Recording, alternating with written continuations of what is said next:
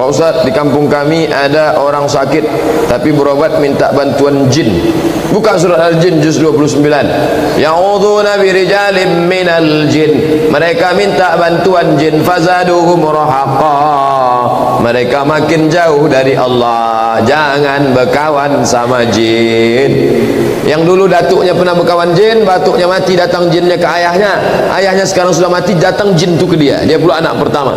Hai Abdul Somad, aku mau berkawan sama kau. Langsung saya jawab, aku tak perlu berkawan sama kau karena friendku di fanpage sudah ada 400.000 orang. Bagaimana caranya menasihati adik perempuan supaya mau pakai jilbab?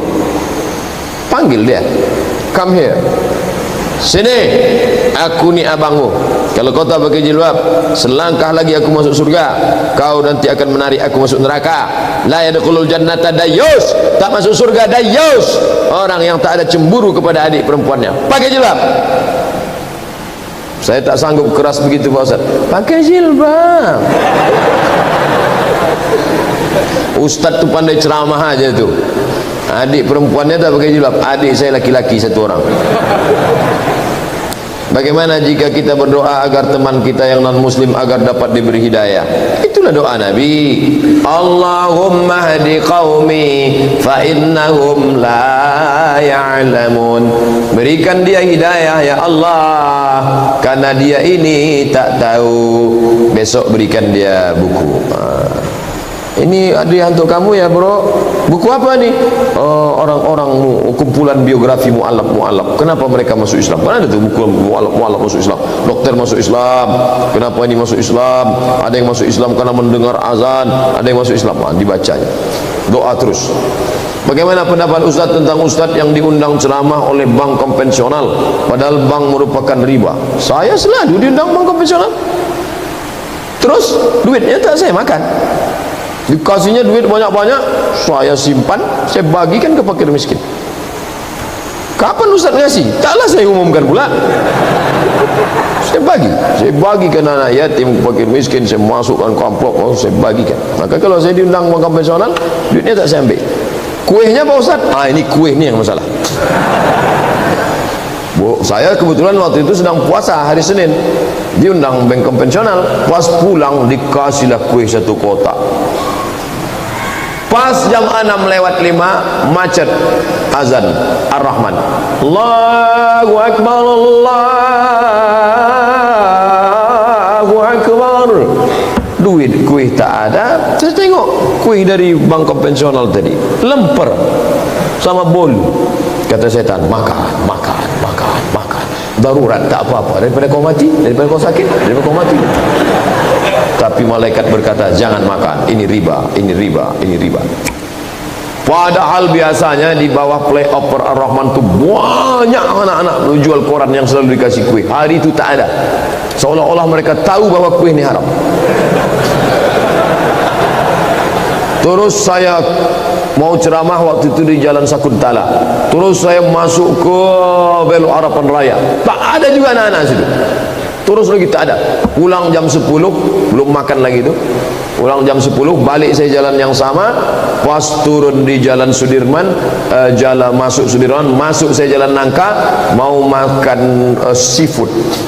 Begitu saya turun, ada orang buta.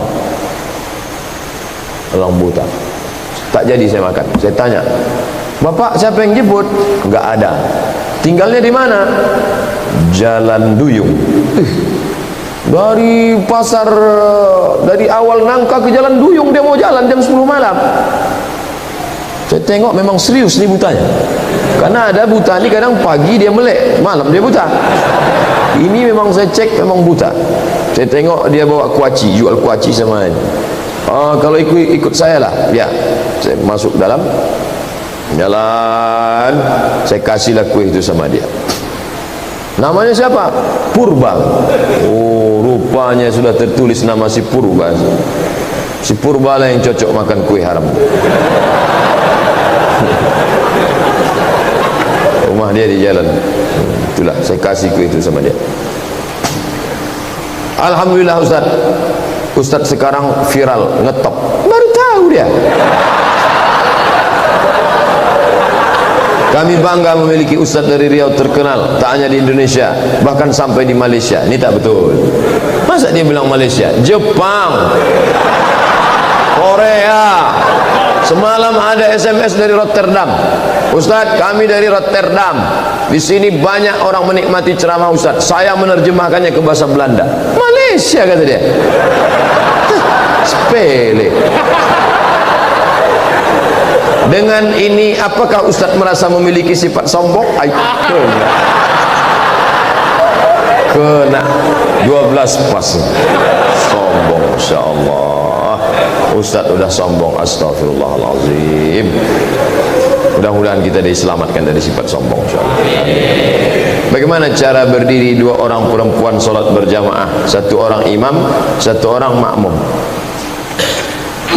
Yang pertama mengatakan sejajar aja, sejajar. Dikiaskan Nabi sedang solat, lalu ditariknya telinga. Nabi sedang sholat, tiba-tiba datang Abdullah bin Abbas di sebelah kiri, ditarik Nabi telinganya, digesernya ke kanan. Tak ada di situ disebutkan Nabi di depan sikit, di belakang. Itulah kelompok satu katakan pokoknya di kanan, sejajar. Tapi nanti kalau ada nampak menengok satu kaki ke belakang, itu dia pakai. Bagaimana kalau orang nanti mau datang, dia tak tahu mana yang imam, mana yang makmum. Maka ketika dia buat begitu, oh ini imam, ini makmum. Karena tak semua orang mengerti salat. Nah itu. Jadi kalau dia ikut pendapat pertama, dia sejajar aja semua. Tapi kalau dia ikut pendapat kedua, dia geser sikit untuk mengasih tahu nanti imam kloter 2, kawan yang akan datang terlambat. Oh ini imamnya. Kan tak mungkin ditulisnya imam nih. Apa hukumnya jika akan melaksanakan tawaf sudah tiba di Masjidil Haram, sadar teman saya yang pakai cadar belum melepas cadarnya? Bagi perempuan yang bercadar, yang tawaf menutup wajah, itu dibuatnya macam kawat di sini. Jadi cadarnya tak menempel macam karet. Sama macam orang tak boleh tawaf menutup tangan. Maksudnya dipakainya sarung tangan. Dipakainya sarung tangan karet, itu baru tak boleh. Tapi kalau tangannya di dalam jilbab, jilbabnya panjang, lalu tangannya di dalam begini, maka itu tidak kena dam dalam. Jadi bukan menempel. Begitu juga ini, dia bercadar, tak dibukanya, tapi dia dari atas, bukan yang macam ninja tu. Kan itu yang karet, yang orang di puncak selalu pakai itu, atau mau pergi naik ke gunung Tangkuban Perahu. Itu tak bisa. Ini kain yang longgar, kain longgar, maka itu tetap. Bagi sebagian mazhab Hambali, Syekh Ibn Utsaimin, Syekh bin Baz membenarkan orang tawaf. Nanti kalau baca fatwa di internet, membolehkan, karena sama seperti tangan yang berada di dalam jilbab. Adapun mazhab Syafi'i, maka wajah tetap dibuka. Kamu condongnya kemana? Saya ikut mazhab Syafi'i. Bukalah wajah. Seorang berikan modal usaha, kita ketahui uang itu dapatnya dari tak baik atau dari hasil narkoba, jangan diterima. Besar Pak Ustaz, jangan terima. Bagi dua kita Pak Ustaz, istikharah dulu.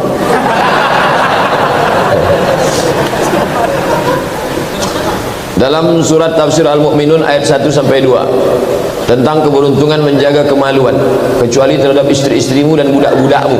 Yang menjadi pertanyaan saya, tak menjaga kemaluan atau menggauli budak dalam ayat ini tanpa harus menikahinya dulu, atau boleh menggaulinya tanpa harus dinikahi? Misalnya tiba-tiba kita perang sama Singapura, tiba-tiba menang kita, lalu amoy-amoy itu jadi budak. Jadi budak itu bisa didapat dengan cara 3. Yang pertama kita beli, aku beli budak ni ya. Yang kedua dengan cara warisan, punya ayah kita turun ke kita. Yang ketiga perang kita dengan dia, menang kita, dia jadi budak. Apa perlu kita akad nikah lagi? Tidak, karena akad budak lebih kuat daripada akad nikah. Akad budak itu hak milik, sedangkan akad nikah tak hak milik. Tak pernah suami berkata, istriku, kau adalah milikku, kau bisa kujual. Tak bisa. Maka lebih kuat akad ni budak daripada akad nikah. Maka budak tak perlu diakad ulang. Tapi mengkaji masalah budak ini Islam agama yang membebaskan perbudakan secara berangsur-angsur. Supaya jangan nanti dituduh Islam ini melegalkan perbudakan. Kalau ada orang bersumpah aku takkan aku menikah untuk selamanya waktu bininya meninggal, besok pagi bagaimana cara menebusnya? Fakaffaratuhu it'amu 'asharati masakin, kasih fakir miskin makan 10 orang, au kiswatuhum, atau kasih baju 10 pasang, au tahriru raqabah, bebaskan budak. Islam agama yang membebaskan perbudakan di atas dunia berhasil. Afrika sekarang masih ada perbudakan. Nah, jadi masalah cerita budak ini jangan potong-potong. Nanti orang menuduh apa nih Islam ini agama melegalkan perbudakan. Islam menghapuskan perbudakan bertahap. Zakat dapat 8 miliar, 1 miliar untuk budak, 1 miliar untuk budak. Mana dia? Innamas shadaqatu lil fuqara wal masakin wal 'amilina 'alaiha wal mu'allafati qulubuhum wa fir riqab. Datang budak kemari. Aku ni budak. Budak mengkalis kah? Aku ni budak hamba sahaya Pak Ustaz, mau merdeka. Kata tuanku, kalau kau bisa bayar 100 M kau bebas. Maka pengurus masjid ngasih dia, ni 1 M kau tebus dirimu. Begitu Islam membebaskan perbudakan. Maukah engkau kutunjukkan amal yang paling hebat? Apa dia? Bebaskan budakmu. Datang Abdullah bin Omar, dia punya budak kesayangannya Rumiah, bermata biru, berkulit putih, berambut pirang, Rumiah. Dibebaskannya di jalan Allah. Bebas ketika turun ayat lan tanalul birra hatta tunfiqu mimma tuhibbun. Kau takkan dapat kebaikan sebelum kau sedekahkan yang paling kau cintai. Budakku ini bebaskan Allah. Abu Jahal, Abu Lahab, sejahat-jahatnya Abu Lahab, dibebaskannya budaknya. Nama budaknya Thuwaibah. Assalamualaikum. Tak pakai assalamualaikum. Abu Lahab kok pakai assalamualaikum. Good morning Abu Lahab. Ya, good afternoon. Itu keponakanmu sudah lahir. Laki-laki apa perempuan? Laki-laki. Saking senangnya Abu Lahab, anak kemanakanku laki-laki. Sejak hari ini kau bebas jadi budak. Dibebaskannya budaknya, namanya Thuwaibah, ibu susu Nabi Muhammad sallallahu alaihi wasallam. Saya nak nanya nih, apa hukum bekerja di perusahaan perkebunan kelapa sawit milik swasta asing sebagai staf? Boleh. Tapi dia orang asing tak Islam, no problem. Mana dalilnya? Nabi membolehkan Ali bin Abi Thalib mengambil upah menimba air di rumah orang Yahudi. Susah, makan tak ada, Ali mengambil upah menimba air sumur orang Yahudi. Boleh, selama tak ada kait. Tapi kalau agamamu ditekannya, kau tak boleh solat Jumat tak boleh, jangan, rusak iman. Habis itu ada pertanyaan lagi nih Ustaz. Tak apa-apa. Apa yang harus saya lakukan jika perusahaan tersebut bersengketa dengan masyarakat setempat? Apakah saya harus membela tempat perusahaan? Hindari sengketa. Apalagi di tempat-tempat tanah ulayat, tanah masyarakat. Nanti bersengketa, dia pakai pengacara, datang masyarakat mengobrak-abrik, membakar, kau dua-dua tak dapat. Gaji tak dapat, nyawa melayang. Cari tempat yang selamat. Ustaz, jika kita ada rezeki sebelumnya berniat umrah, tapi seiring waktu godaan wanita begitu besar, mana yang lebih dulu kita dulukan, menikah atau umrah? Nikah, cari yang kaya-kaya tuh, bisa umrah sama dia. Adinda, mau tak aku nikah sama aku? Dulu kawan saya macam-macam motivasi dia mendekati perempuan. Mat, aku mendekati ini. Kenapa? Cincinnya 3 katanya. Ini nampaknya kalau nikah sama awak senang kita ini, kata dia. Iyakunu fuqara, kalau kau nikah fakir, maka Allah akan iyakunu fuqara, kalau kau fakir, maka Allah akan mengkayakan engkau. Tapi ini dua-duanya kan wajib. Menunaikan nazar wajib, menikah juga wajib. Wajib. Mana yang boleh tarakhi? Kau tahan hawa nafsu, kau tidak termasuk laki-laki yang 300 tenaga kuda, masih bisa kau tahan, maka kau segerakan umrah. Ini tak bisa Pak Ustaz. Asal nampak saya error saya. Jangankan nampak perempuan Pak Ustaz, pernah saya menelpon Pak Ustaz, halo, pulsa anda tinggal 3.000 lagi. Bernafsu saya dengar dia Pak Ustaz. Cepat-cepat nikah, cepat-cepat nikah, daripada memanjat tiang listrik.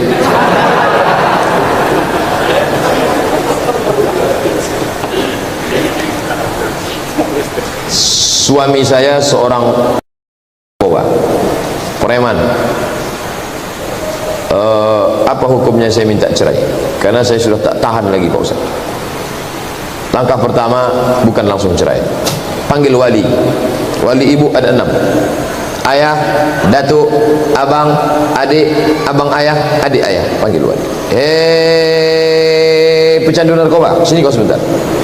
Dulu kami nikahkan anak kemanakan kami ini karena kami tengok kau pakai baju koko. Ternyata baju koko isinya setan. Maka kau mesti tobat nasuha. Berhenti ya. Kalau tak berhenti tengok nanti. Alhamdulillah pintu tobat terbuka. Berhenti dia. Terimalah dia. Jangan main langsung saja. Hati pun bolak-balik. Qabul mu'min baina asabi'ir rahman. Tapi ini tak bisa dipenjara. Dia mesti rehabilitasi. Ngaku dia, aku sekarang sembuh. Tapi kalau aku tak pakai, aku menggerutar. Nanti aku sakau. Maka kirim dia. Minta nomor Pak Dedi, anak jamaah kita. Nanti dia akan bawa ke rehabilitasi narkoba. Beliau punya duta narkoba. Ada anak-anak muda. Jangan malu punya anak narkoba. Itu pesan dari Ketua BNN, Badan Narkotika Nasional.